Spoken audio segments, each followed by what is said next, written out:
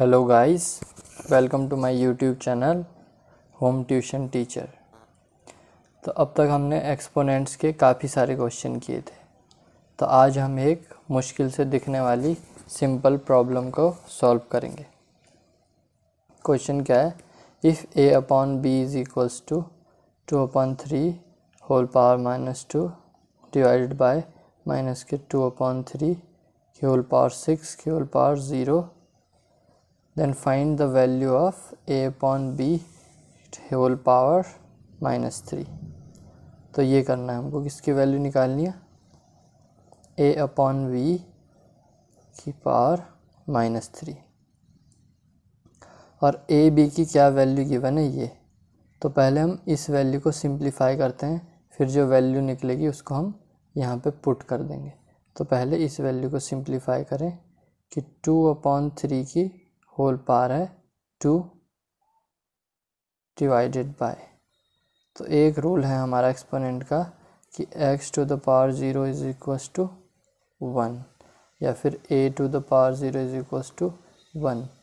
इसका क्या मतलब है कि अगर कोई भी नंबर है या कुछ भी अगर उसकी पावर 0 है तो वो उसकी वैल्यू क्या हो जाती है, हमेशा 1। जैसे अगर 5 की पावर 0 है तो क्या हो जाएगा, 1। तो यहाँ पे वही यूज़ होगा हमारा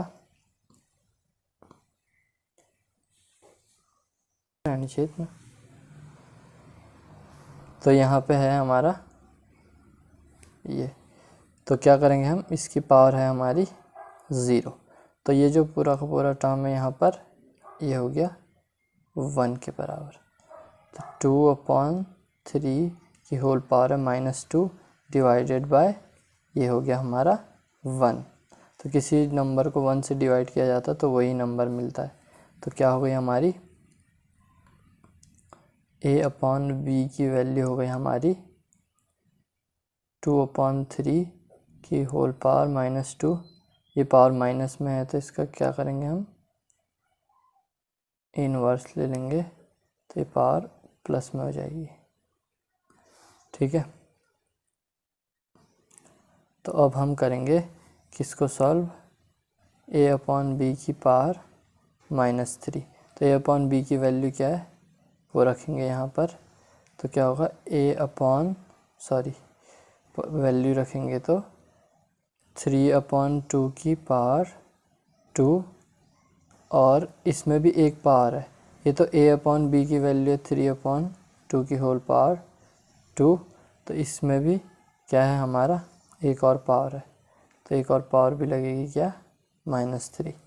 अब आपको पता है कि अगर पावर पे पावर लगती है तो क्या होता है, तो हमारा होता है उन पावर का मल्टीप्लाई। तो 3/2 की पावर हो गई -6।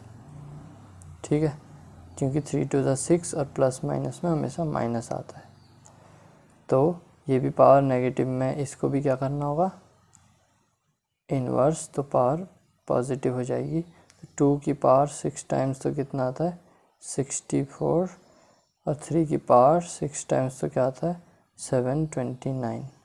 तो ये इसका हमारा आंसर हो जाएगा। आई होप आपको ये समझ में आया होगा।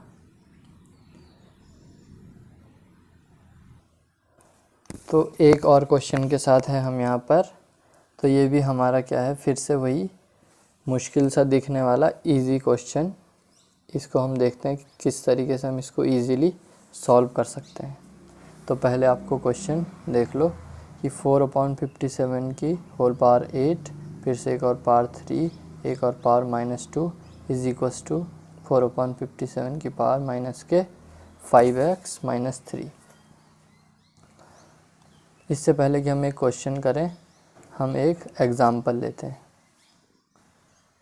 क्या कि अगर 2 है यहाँ पर तो ये किसके बराबर होगा, या तो 2 के ही बराबर होगा या फिर 2 इज इक्वल्स टू 4/2 के बराबर होगा, क्योंकि ये भी कट के 2 ही हो जाएगा।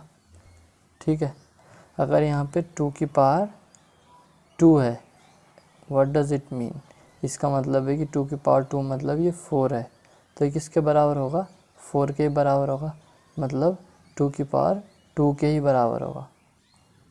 इसका क्या मतलब हुआ कि अगर बेस सेम है दोनों के इक्वल टू के इधर बेस सेम है, तो इनकी वैल्यू को इक्वल होने के लिए क्या होगा, जो इनकी पावर है वो भी हमारा सेम वैल्यू की होगी। व्हाट डज़ इट मीन कि अगर दोनों बेस सेम है तो जो पावर है 2 इज इक्वल्स टू 2, या फिर 2 की पावर 3 इज इक्वल्स टू 2 की पावर x। ठीक है, तो बेस सेम है और बेस सेम है तो क्या हो जाएगा, यहाँ 2 की पावर 3 किसके बराबर हो जाएगा, जो x होगा यहाँ भी 3 के बराबर हो जाएगा, क्योंकि बेस सेम है तो 2 की पावर 3 ही 2 की पावर 3 के बराबर हो सकता है। ठीक है, तो आप इसी सिंपल चीज़ को अभी यहाँ पे समझेंगे। चलो अपने मेन क्वेश्चन पे आते हैं। तो यहाँ पे क्या है, power 8 into 3 into -2 is equals to किसके बराबर होना चाहिए, माइनस के 5x - 3, क्योंकि पावर क्या थी हमारी 8 थी, 3 थी और -2, ये किसके बराबर है, ये, क्योंकि यहाँ पे बेस सेम है तो ये जो पावर्स हैं टोटल ये इसके बराबर होनी चाहिए। ये पावर पे पावर लग रही है तो इनका मल्टीप्लाई होगा, वैसे हमने यहाँ पर किया है। ठीक है, तो 8 3 ज़ा 24, 24 2 ज़ा 48, तो ये माइनस में आएगा, इज इक्वल्स टू माइनस के 5x - 3। अब इस इक्वेशन को सॉल्व कर लेंगे। 5x, तो ये क्या हो गया हमारा, 48 में से 3 माइनस करेंगे तो 45, sign of a bigger number, तो माइनस के 5x, तो माइनस दोनों तरफ है तो कैंसिल हो गए, तो x is equals to 45 upon 5, तो x इज इक्वल्स टू 9, तो क्या निकली हमारी x की वैल्यू 9। तो आपका ये क्वेश्चन ऐसे सॉल्व होगा। आई होप आपको ये समझ में आया होगा।